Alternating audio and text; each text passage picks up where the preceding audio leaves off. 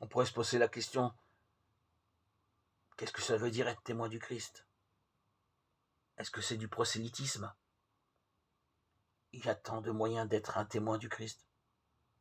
Je pense que le premier moyen d'évangéliser, c'est par le témoignage de notre propre vie. C'est par notre charité, notre attention à l'autre, ou notre joie, que notre entourage finira par se dire, il y a quelque chose de changé en lui, en elle. Que se passe-t-il? Commençons par un témoignage d'amour. Aimons.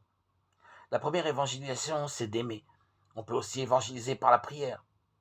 Si nous avons un ami ou quelqu'un de notre entourage que nous voudrions évangéliser, la première chose à faire, c'est de prier pour lui. Demandons ensuite à l'Esprit Saint de nous guider. Et il le fera avec délicatesse. Il y a une petite chose qui m'a beaucoup aidé. Une simple règle que l'on m'a dite un jour. Quand tu parles, quand tu évangélises par la parole, surtout n'oublie pas la règle du feu rouge, feu vert. En d'autres termes, si je parle à quelqu'un de Jésus, de ma foi, de mon assemblée, et je vois que mon interlocuteur n'est pas intéressé plus que cela, eh bien c'est un feu rouge. Je ne peux pas lui dire, tu vois bien que tu as tort, parce que ceci ou cela. Toute la différence entre évangélisation et prosélytisme est là.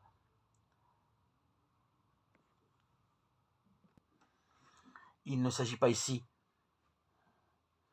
de chercher absolument à convaincre notre interlocuteur, mais tout simplement lui dire, lui annoncer, lui témoigner ce que nous vivons.